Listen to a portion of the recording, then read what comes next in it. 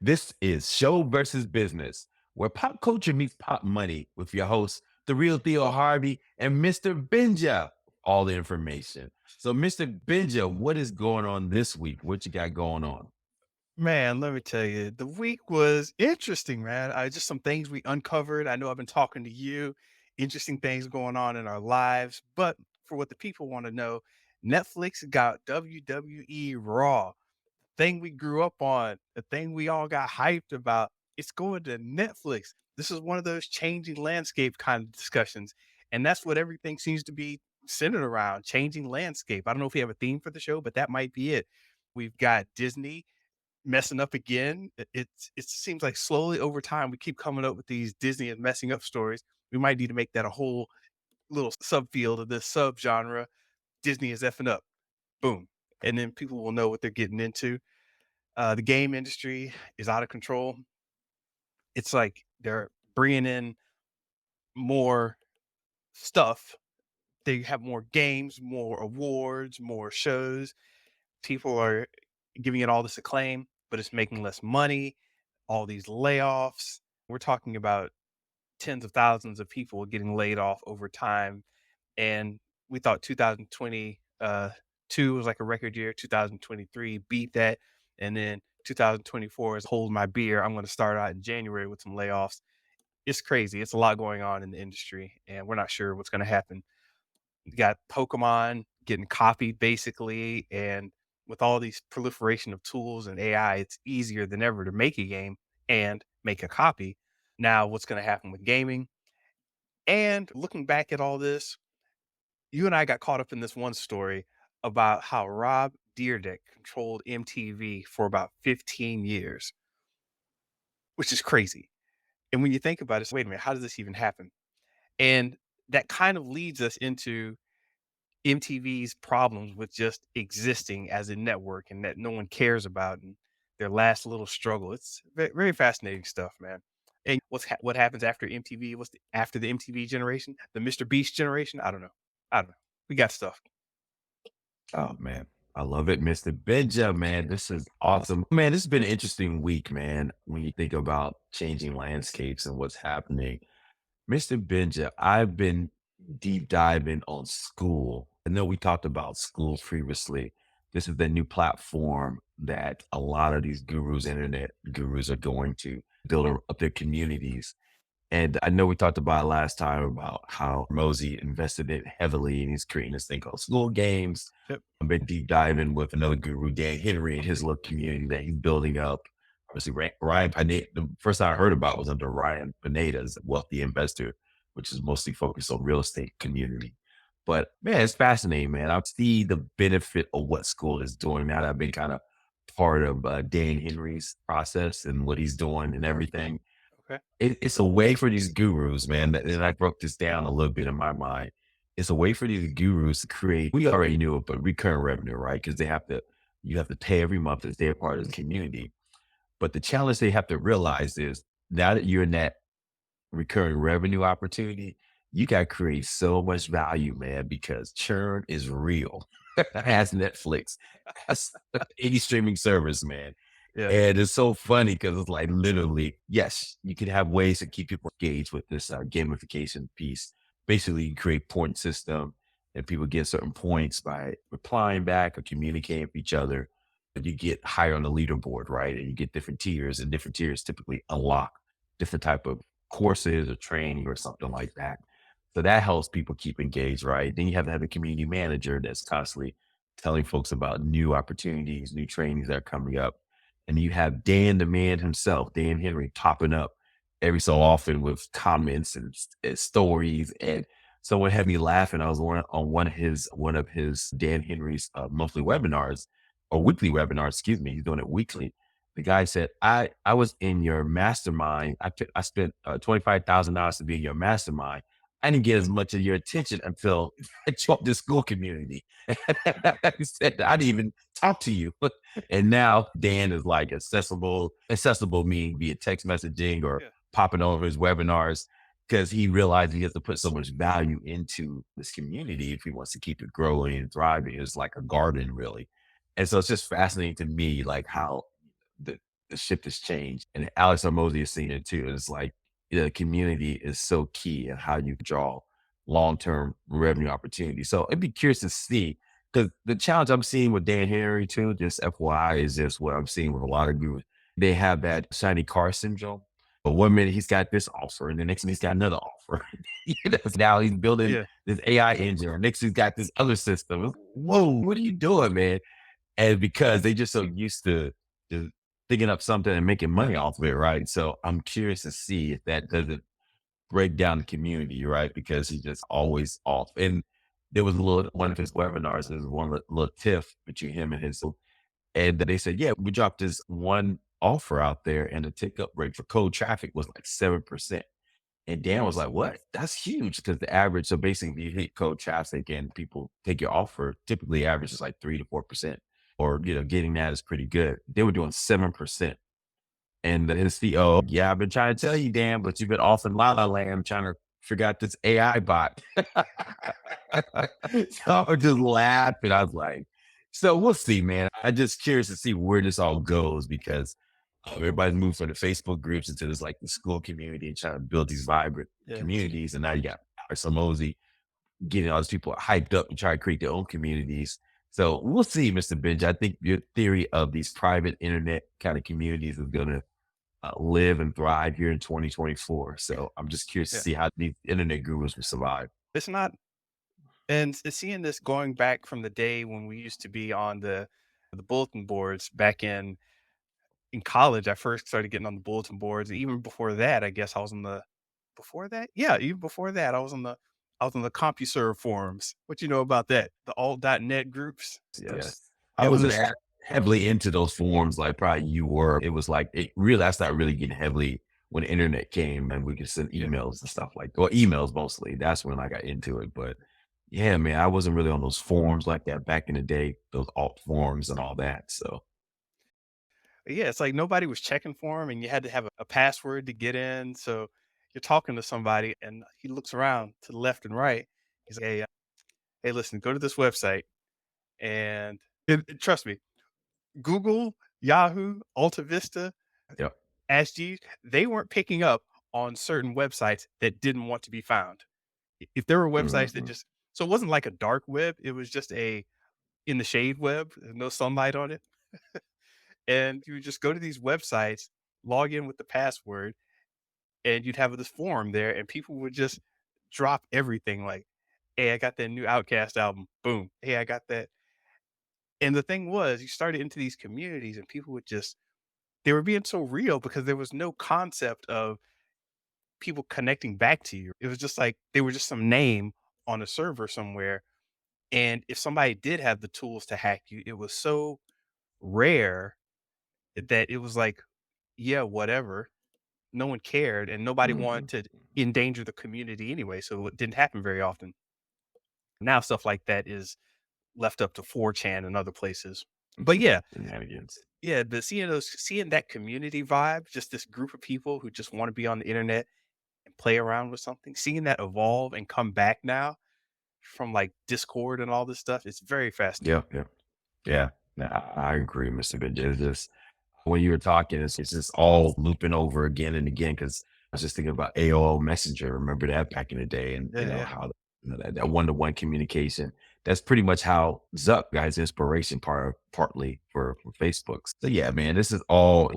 What is that? Battlestar Galactica. Do you remember watching that at Yeah. all back in the day? Yeah, they said what this has all been there before. This that repeat cycle of the sidelines will come back again and again. This is that the cyclical nature of things, which is fascinating me as well. The only list I got is, man, Mr. Benja, have you ever spent a long time with 8, 9, and 10-year-olds? Yes, I have actually. Not terribly recently, but yes. That is a weird age. You're not quite a teenager, that sullen teenager, just I know everything, but you're not a little kid anymore. So it's how do you have your communication style with kids of that age? So I say that to say I'm coaching my son's basketball team at the Y. And so I do it like once a year. And it's just fascinating to me, just okay, talk to these young boys. You're like, okay, what How should I keep my vocabulary? Do they understand? Am I talking too logically? It's just fascinating to me how they talk to kids at that age because they, especially this generation, because they have a lot of knowledge that we didn't have because of the internet, right? So they're always on YouTube or something, Yeah. and the YouTubers will say some context, and then they go down a rabbit hole and they learn. Like my son was going down a rabbit hole. What did he say the other day about the he knew the history of Martin Luther King, right? He gave me this, oh yeah, and the Montgomery bus boycott, and this is what happened. I was like, how do you know all this? You're only 8. I didn't know that's I didn't know that stuff. I was like 20. But anyway, so it's just fascinating. So just it's fun, man, just playing with kids and just seeing how this generation with the influence of the internet and how they communicate and how they do things that like playing basketball. You haven't given references around memes and things like that more so than the basketball teams and plays. So it's just, I'm curious to see. I don't know what is that Gen Z. I think he's just, I don't know what that's called. Gen Alpha. I think that's what he's called. His generation.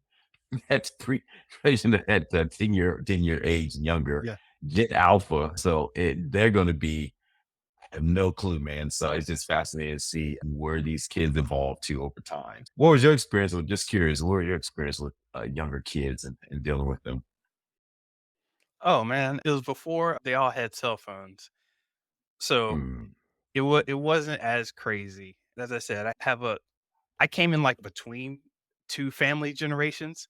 So I have a group of family members that are older than me and would, like, automatically exclude me from stuff because, "Hey, Benjamin, he's a little younger." I'm like, "Yeah, what you talking about?"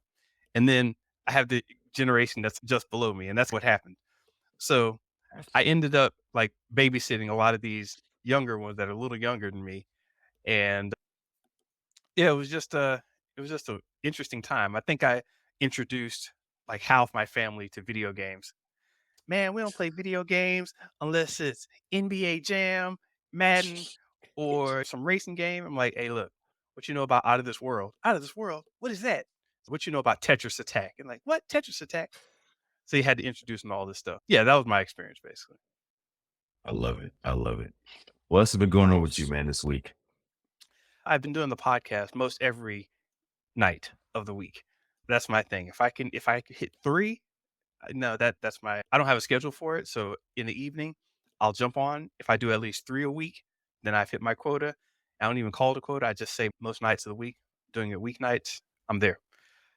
And I started to realize something because 'cause I've done podcasts through AMP, I've done the vlog, Okay, what's AMP? I don't know what it is anymore, but Amazon sent me a W-2 about it, so I'm good. I got nothing bad to say about it. I ain't got nothing bad to say about it. You got to declare it as income now. Thanks, Amazon.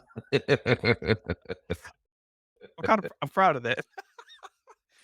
Yes, the defunct Amazon AMP. But yeah, I was trying out a lot of formats. I did the Kickstarter the year before. I was like racking my brain. I'm like, man, I did the Kickstarter, got the equipment, set up a little studio, tried a bunch of different things out. Nothing was really clicking in a way that I could do it continuously Mhm. until just recently. And that's to kill all video, do it live, do these theme-based shows basically. And the concept was so different to me. I changed the format of it and called it Creativity Threads Life. And it's just been flowing for me. So in doing this, I've gotten some great insights on entertainment, just in general. Entertainment, education, and the way I'm putting out media. I was like, I have to do it this way or that way. Can I do both? And that usually doesn't work out. But I've got some things figured out. For those of you who don't know, if you're ever putting out a product, it's usually either an education product or an entertainment product or something that like enlightens or inspires, you know. So you have the enlightening, the educational, and the entertainment. You can throw Mhm. in different factions of that any way you want, but that's usually how they try to roll out content in one of those three.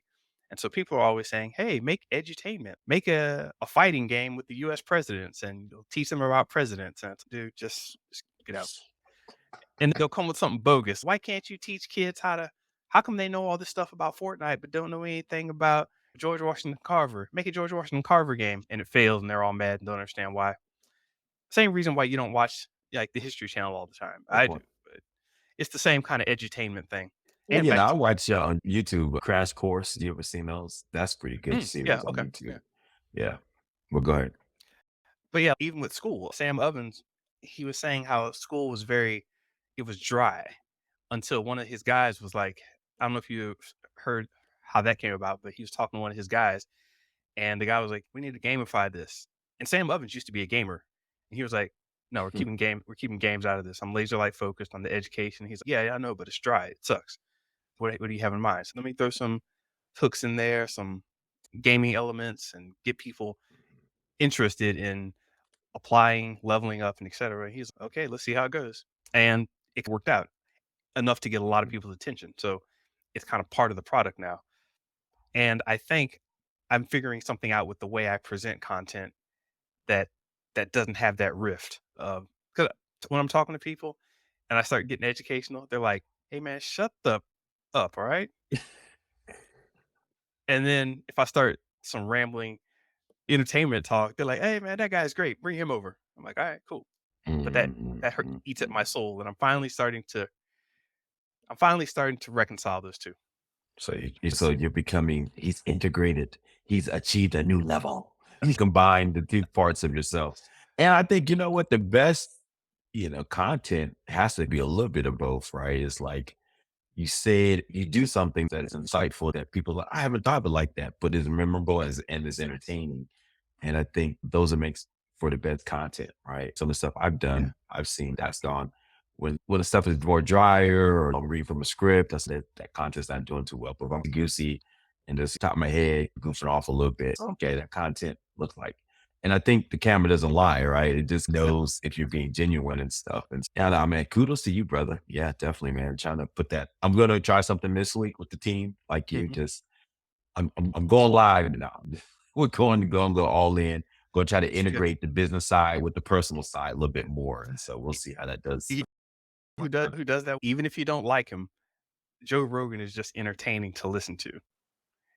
Oh yeah, And it's yeah. if you haven't tried listening to his show, I don't know if you have or not, a couple episodes. Bits and pizzas, yeah. Just bits, whatever. I never listened to a whole 3 hour episode. Be honest with you.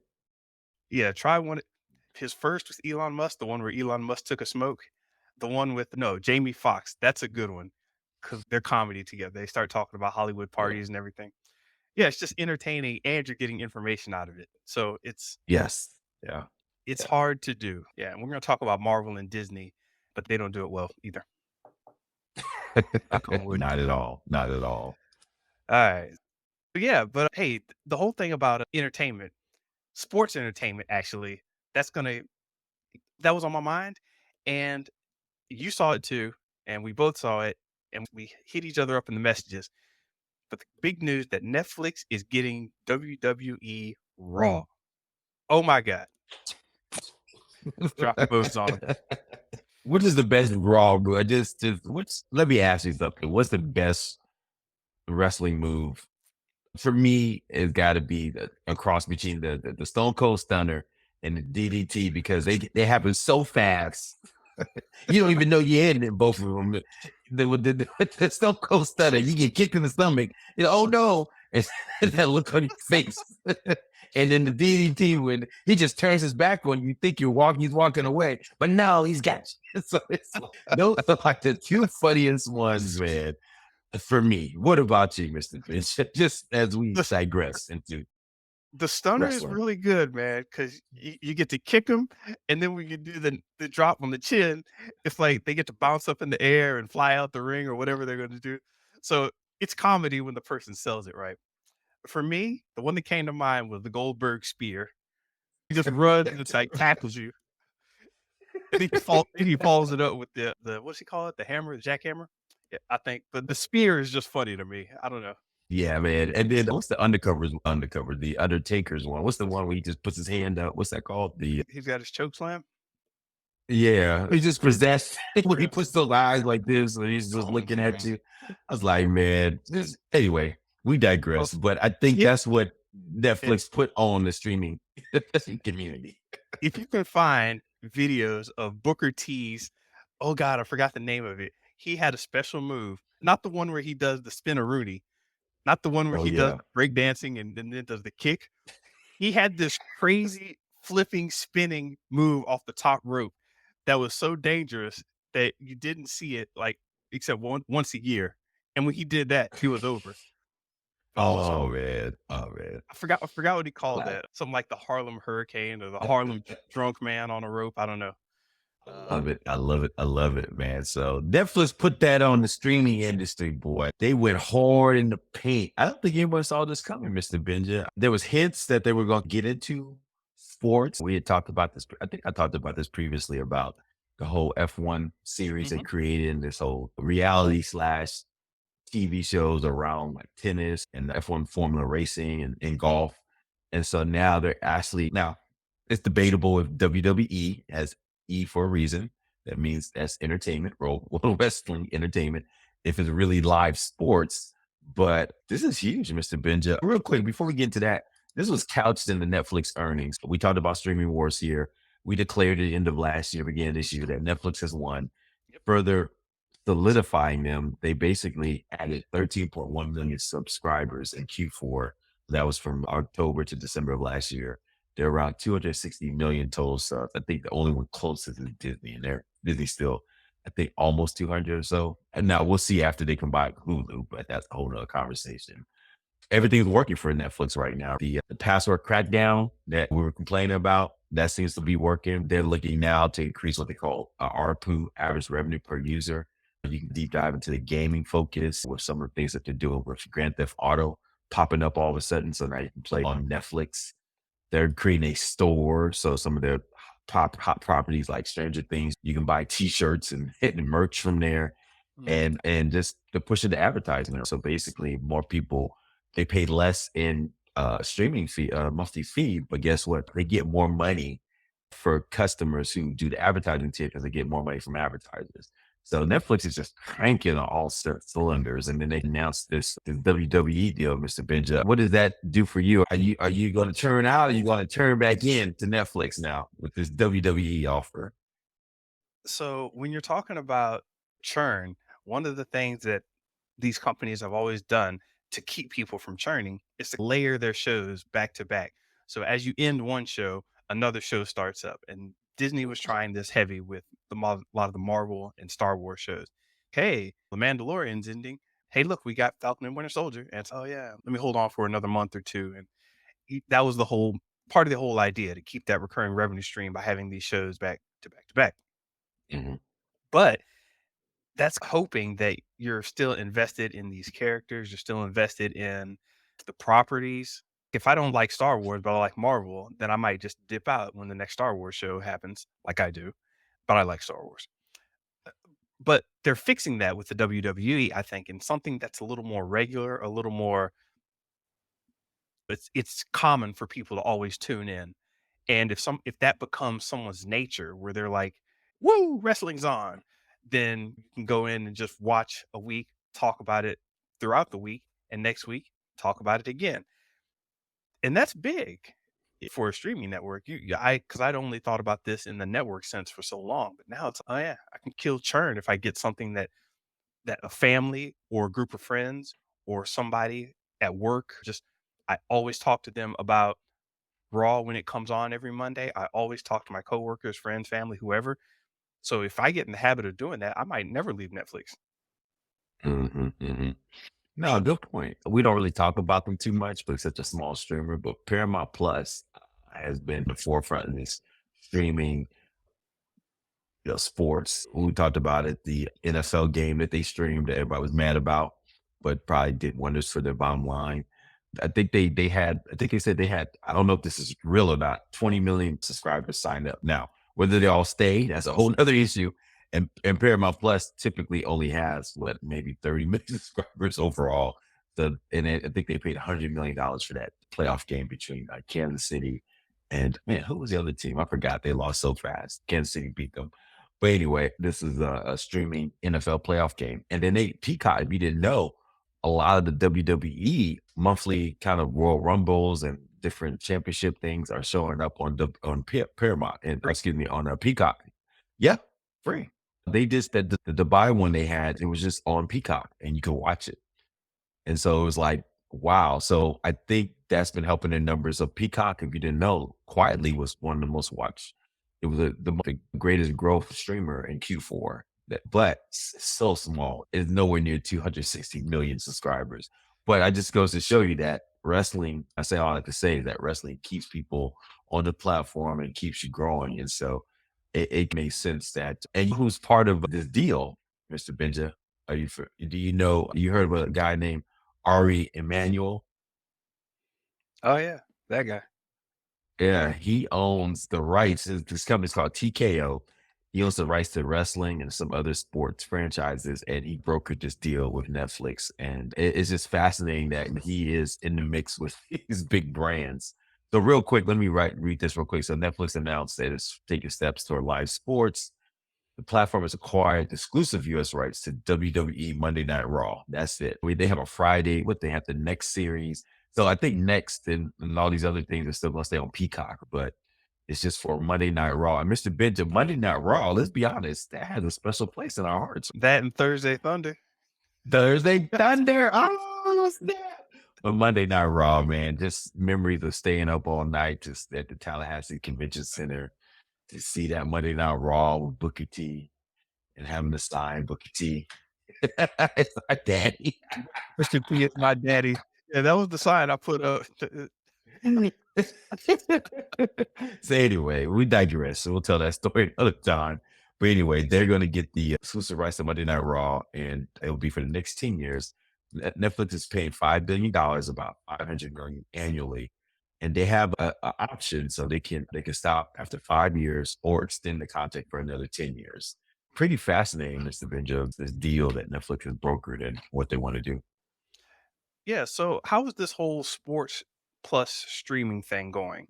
Or recurring entertainment plus streaming thing going just in general? I know we talked about Amazon and some of the NFL shows. We talked a little bit about Peacock. Now we're talking about Netflix. How's this whole thing playing out? Like I said, Netflix sports strategy was to remain focused on sports adjacent content. They have a series called The Quarterback, where Patrick Mahomes and other quarterbacks Mhm. just kind of day in the life of what they do. And then Right. that Beckham series.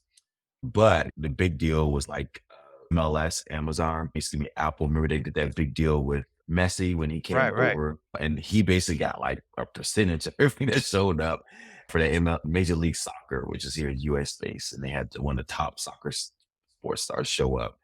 Major League Baseball shows up on Amazon, shows up on Apple TV.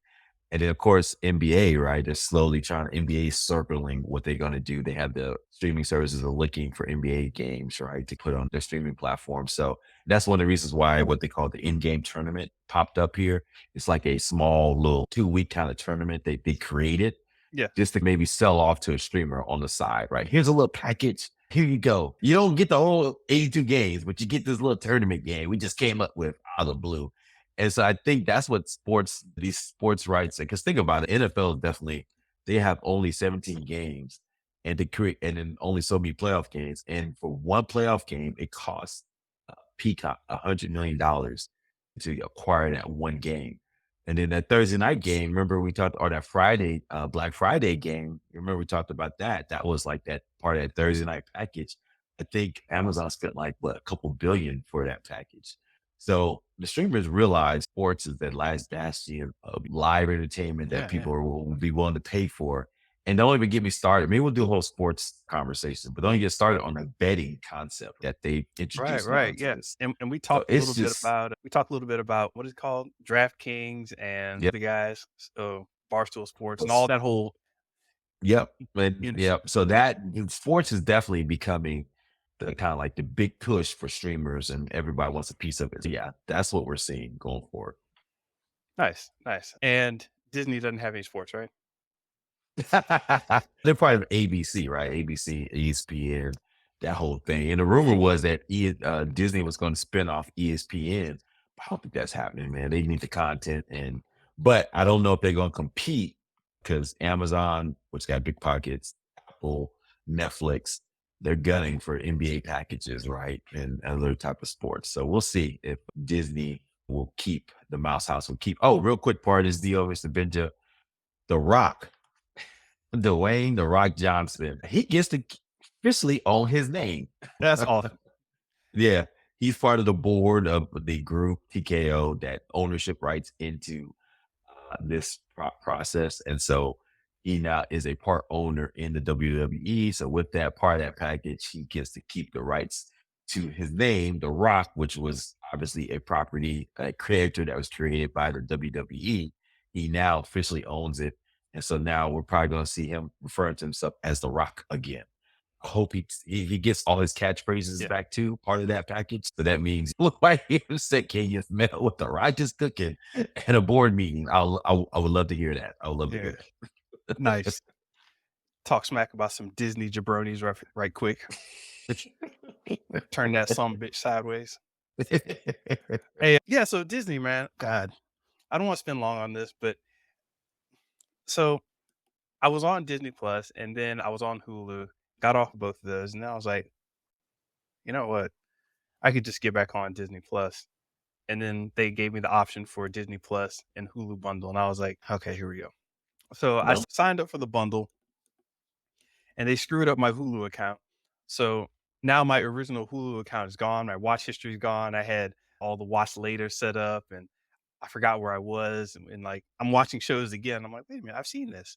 See, if I would have had Hulu, it would have told me, but it messed up my account. Now I can't get it back. And then all the Hulu shows are under Disney Plus. Now I can't go to hulu.com. It says my account is broken or something. And now I have to go to disneyplus.com and search for Hulu content, and the searching is horrible. It's just bad. Like I Yeah. search, and it's so annoying. I think whoever developed that front end must be really good at PowerPoint macros, because the way they were able to put together a complete front end using PowerPoint it's just it's incredible. It's incredible what Disney has done with PowerPoint because Well, it was funny. You can see my screen here, but okay. it was show a little bit. So there is like this what's watching. And so previously I was under here, my kids with the little Princess Tiana.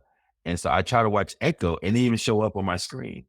So I had to actually create a whole new profile and lock it. So the Disney's all about protecting the kids. They Yeah. have a password protected so I Right, can right. watch that mature stuff. And I get what Disney's doing. They want to put it all umbrella. We talked about this, right? In certain areas under Disney Plus and other parts of the country, we had Hulu shows like Tom and Pammy popping up on Disney Plus. And so this is just an extension of that.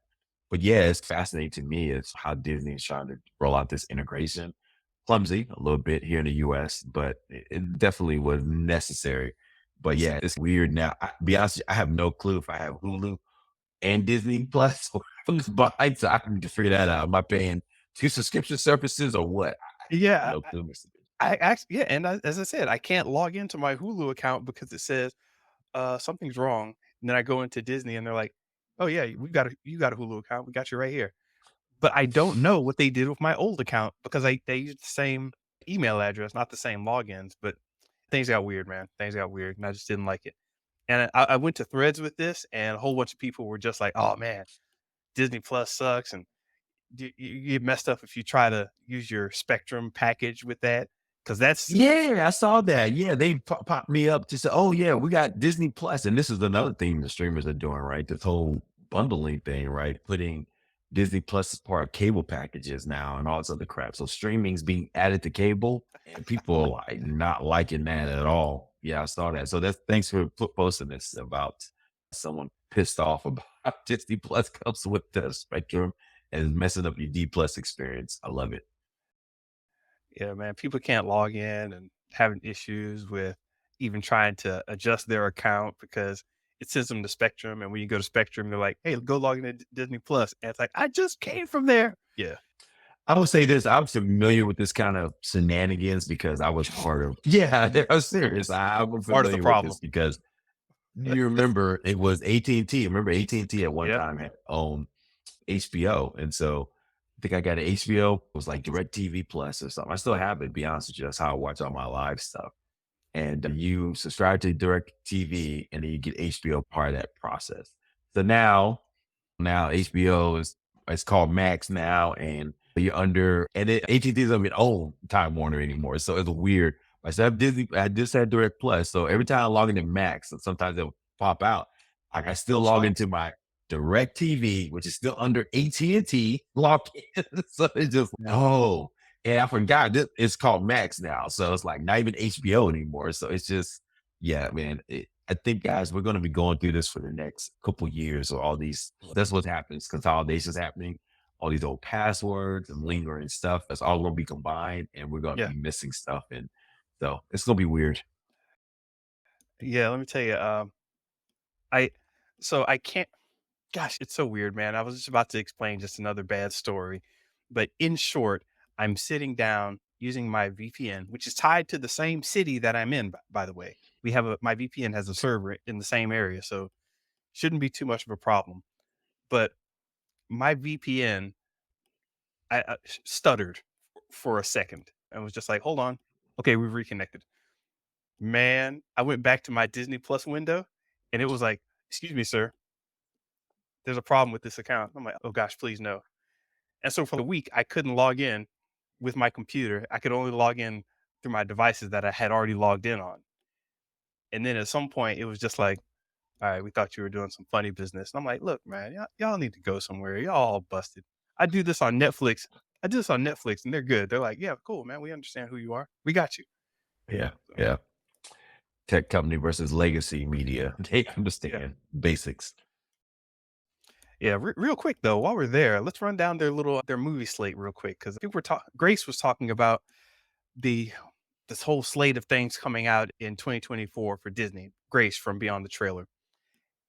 They have no Star Wars movies, no Avatar, no theme park movies, only one Marvel movie, one live action adaptation, one Pixar movie, and one Disney animation movie. And that's only like what, 7.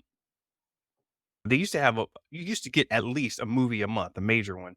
But Mhm. now this is like 7 and not even 7, I'm sorry. It's just not a lot. And Yeah, go ahead. I would agree, Mr. Benja. No, I was going to agree with you. I think the other three there's four, and then the other three were Fox movies that they That's inherited it. too. That's right. Yeah. Yeah, but on the Marvel show slate, we don't have much on there in terms of the TV series. We do have it. The one movie we were talking about is Deadpool 3, so hopefully that'll pull in some good numbers. But we've got X-Men 97, Echo, Agatha, and Eyes of Wakanda. Not terrible. It's not the big thing that we're used to. And in terms of Star Wars, we got the Acolyte coming, Bad Batch season 3. So not much talk about that anymore. Tales of the Jedi season Mhm. 2, and no movies once again. No movies till 2026 when we get the Ray movie, which God, I hope it doesn't. Oh God, I'm sorry. I was having flashbacks of the great fan base wars of 2017. So that's not the same as the Dave Filoni movie, right? With the Mandalorian and Grogu. Remember? I don't know. I don't know the Without date next. on. I don't know the date on the Grogu movie. Okay. Look, my 2 cents on it. Look, when you look at this, what Marvel slate, you got two basically animations, X-Men 97, Eyes of Wakanda, and then Echo was basically burned off one night. I started watching it. It's okay, what I expected. So I'm gonna watch the rest and see I think I like the fight scene. But I don't know, that's not too much excitement there. And then Star Wars, like you said, two more animation, Bad Batch and Tales of the Jedi, right? And the Bad Batch, me and the kids did watch it, just fell out on it. So we might have to check it back in. But yeah, there's a lot of animation carrying us for this next year, man. It don't look good, man. Don't look good at all. I don't know, man. It's just, yeah, I don't know what Disney's doing. And then I think I know the Pixar one. That's like a sequel, Inside Out 2. Yeah, And then a Disney animation, or is it? I think it's slash live action adaptation is the Mufasa, which is a prequel to the Lion King. So it's nothing. Yeah, it's nothing that's really setting the world on fire. I don't think the only one maybe X Deadpool 3, right? Because it'll be like the first like R rated. And yeah, there's rumors. We're not gonna get into that, so we don't do the spoiler take care. But there's rumors that it's gonna be similar to Spider-Man No Way Home. So whatever that means, it's supposed to be on that level of nostalgia shenanigans. So whatever that means, if you got Hugh Jackman coming back as Wolverine, Do the math, folks. And think back to what they did in Deadpool 2 that got some pops from the audience. If you remember those Mhm. scenes, they Yeah, had a few scenes. yeah, yeah, I yeah. said pops from the audience. But We're talking wrestling. I don't know, man. Look, I trust Ryan Reynolds. He's gonna make Deadpool. He owns that property. He made it a thing. So I trust that it's gonna be interesting. But I don't know, man. We'll see. Superhero movies are down right now, so maybe this is a good rest period until 2025, and maybe people be like, okay, I've seen it for my Superman rebirth, right? Coming from Yes. James Gunn or some other Marvel movie or something. So I will see. Or will people move on? I don't know. Will something else take over? Yeah, we shall see. Hopefully, I don't know, man. Things are so strange, and there's even strangeness going on in the game industry. We don't have to spend much time here, but what's his name? Matthew Ball released this tremendous yet troubled state of gaming in 2024 report, and it goes deep in a lot of the money in gaming that is not turning out for a good gaming industry. So there's a lot spent on development, and a lot of people are apparently spending a lot of time with these games. A lot of people are playing them, but revenues are down. Layoffs are happening at a tremendous rate. It's like Microsoft is acting fools. Ax Activision's acting fools. What was that other big one? Riot Games was acting fools. And one thing that wasn't mentioned here was also the amount of social problems within the industry that are coming to light. Like a lot of the burnout, the mental health issues of people who work in the industry for so long, the the lawsuits from for different reasons. So what's going on with games? Geez, man, it's that industry is having issues. Mr. Benton, I have to ask you, as one who came from the industry and no longer works in the industry, were you the canary in the coal mine? Did you, when you read the article, did a lot of those points were something that you saw coming? Hey, man, I don't think you were pushed out, but I was more push and pull, right? I think it was more you had other bigger callings to get into. But I'm sure you saw some of these seeds like bubbling underneath the ground. Yeah. But that's fire and that's yeah, seeds from trees growing up. yeah. No, it's while I was definitely in the industry like all the time, I was wondering how does this play out? How do all of these pieces move around the board and find a stable ground? And they've made it clear that they do not want to turn into Hollywood and they do not want to be Hollywood's pawn. That's why there hasn't been as much crossover. Why don't they have more games featuring Hollywood actors that they don't like Hollywood? They don't like the way they operate. They don't like getting pushed around. And Yeah. it's yeah, And let's be honest, the video game industry is way bigger than Hollywood now. So it's not even close. Let's be honest. So the video game doesn't have to kowtow to Hollywood, right. basically. No, they'll get something going on and be like, hey, let's get this famous actor. How much does he want? 10 million. 10 million? Nah, man, let's get Harris from accounting. Harris can do it. I don't know. Tony Baker doing it right. He's the voice actor extraordinaire. Get him to do everybody's voice. Get him to do the rock. Yeah. And the motion capture. Troy Baker, excuse me, not Tony. That's another guy. Yeah. Troy Baker, excuse me. Yeah, man. No, even the motion capture. I got to direct the motion capture shoot, and it was like they come in. Hi, I'm a Hollywood actor. We're like, yeah, whatever, man. They were all. Keep We're showing like, it. oh, oh, okay. We're just here to work. And that's right. Have a ham sandwich or a cucumber sandwich. We cater them in. It's great. Yeah, I'll Keep tell you showing about that it. It's story over later. there. Yeah. Yeah, We're and gonna have a show versus business uncut, guys. We'll go into that more deeper. uncut. Got to tell some secrets.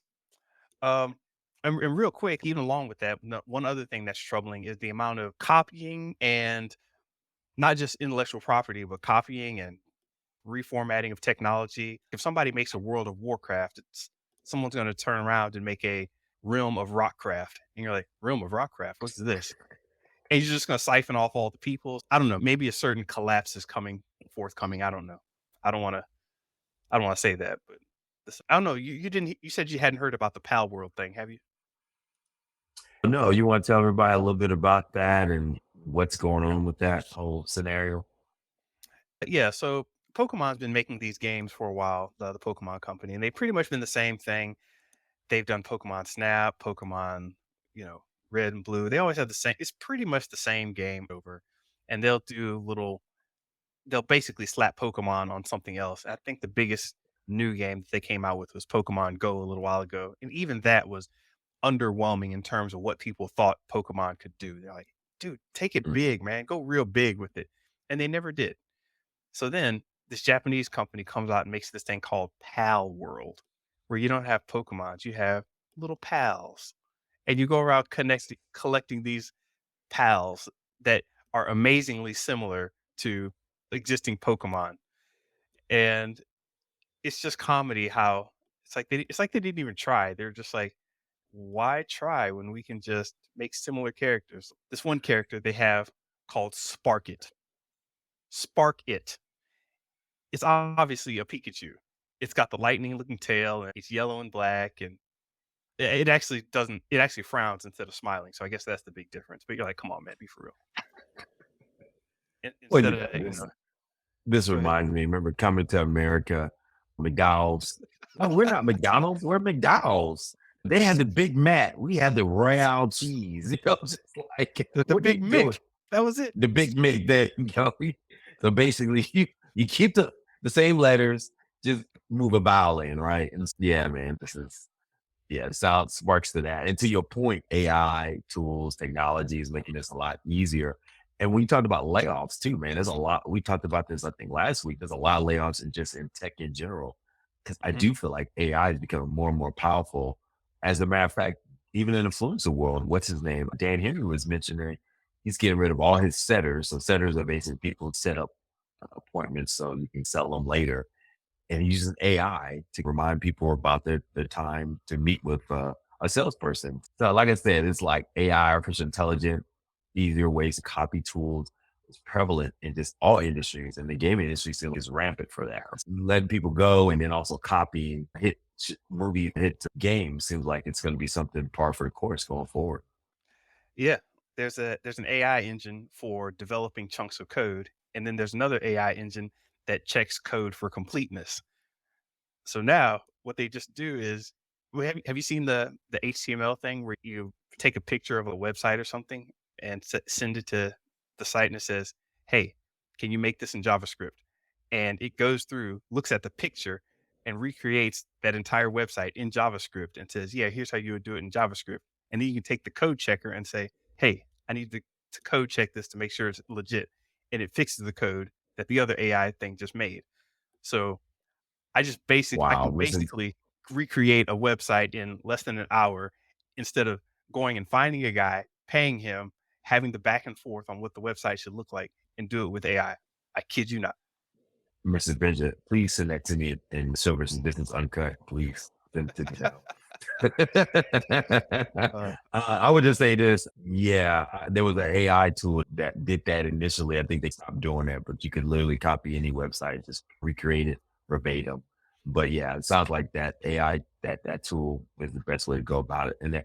And these tools are proliferating. There's more and more tools all the time. We use Opus Clips sometimes for our stuff, for video editing, and that's becoming a big thing, tool set too.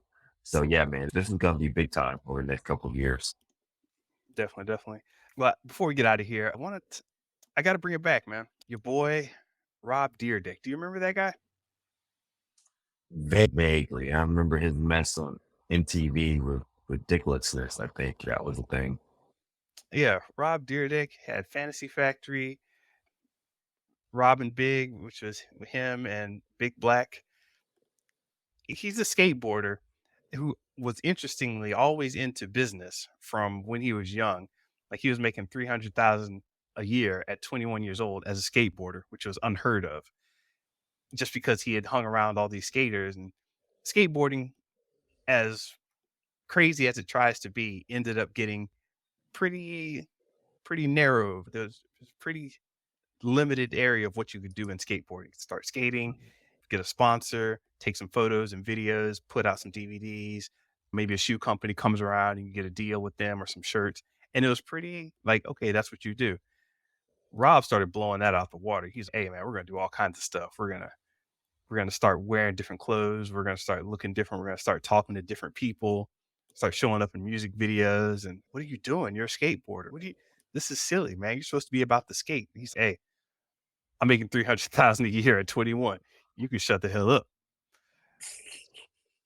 Yeah, this video is fascinating, and here's the stat I wanna lead with, but he's basically he was basically 60% of MTV for how many years? He basically controlled MTV for a long time, but at the peak, yeah, it was basically all Rob Dyrdek. 60% at least of MTV. Amazing. Amazing. And thanks for sending the YouTube video. Just and maybe we'll put in the show notes or something, but this is a fascinating read for any influencer who's trying to figure out how they can take their influence to the next level. I think the thing you forget was that you're right. He was already a kind of like a pseudo businessman before he got into the content game. But so first, his passion was his sport, but then he found ways to make money by becoming like a shoe designer. He's doing okay. But it wasn't until he really got into the content game that everything blew up. Early 2000s, he was a skateboarder, a shoe designer. But then when he transitioned to movies and TV shows and his collaboration, DC Shoe Company, Yeah, it blew up because he saw what Bam Magora did with Jackass. He was selling, Bam Magora was also a skateboarder. We sold 3 times the number of skateboards than Tony Hawk, who was the god when it comes to yeah, skateboarding, right? yeah, And so I want to be like that. So he negotiated a higher, less upfront pay that typically people get, but higher royalties on the back end.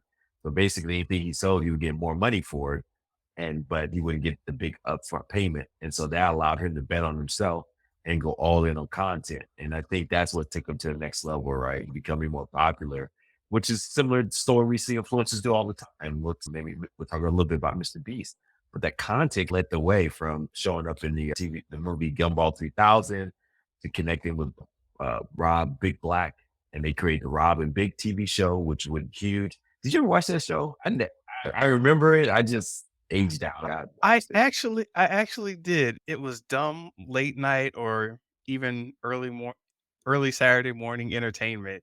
It's like when you have a certain dynamic between 2 people that just works, it was just I can't describe it because there was such a good back and forth between these 2 characters, and then watching the shenanigans they went into, like a security guard for a skateboarder. The skateboarder is running up for a trick, and the security guard comes out, and because he's security for the skateboarder, one security guard go push over another security guard and, "Hey, that's dangerous. This man's doing a extremely dangerous stunt. And if you were to interrupt him, he could hurt himself and it'd be a whole litigation." It's and it's funny because they both switch sides from trying to be the serious guy to the funny guy, and it was wild. It's funny. So he cracked, yeah, he did. He figured out to make content work for him. To your point, between here's Rob, a small little white guy, to big, it was big black guy, right? Security guard, right? And so that content allowed him to help DC sell tons of shoes and tons of merch. I think it said it went from an $80 million company to a $500 million company just from Dyrdek alone. And Dyrdek was able to get up to went from 35,000 episodes to 150,000 per episode, roughly about 1.5 million for all 3 seasons. But it wasn't until he got to the big money when he got into the fancy factory where he basically, it was his own fantasy, right? He produced that show. He was allowed to sell his own toys and merch on the show. And he also created his own kind of brand integration deals with Chevy and Microsoft and other big brands to advertise on the show, help pay for the show, but also he did deals on the back end with them for his own businesses. So that's what allowed him to make millions, multi-millions of dollars, man. And the ridiculousness was a part of that. And that became the next generation of what America's Funniest Home Videos. And because they could put it on anytime, it did about the same 3 a.m. to 3 p.m. MTV just said this is a cheap thing to produce. Nothing else is working. So let's get more of it. And Rob just got money over money. Fascinating story, man. I was just amazed. Yeah, shout out to Patrick CC, YouTuber who put that together. Yeah, and it's just another sign of the changing times, man. Him and Mr. Beast. We'll see if Mr. Beast makes the new MTV. He's a new Dyrdek of this era. I don't know, but that's all I got. Man, I love it, Mr. Benja. Everyone, thank you for listening. Please subscribe at Services Business on X, Twitter, YouTube, or Instagram. Listen to us at Spotify, iTunes, wherever you listen to podcasts. Go check out us at our website, Show versus Business. Mr. Benja. Have a good one, man. You too, my man. Peace.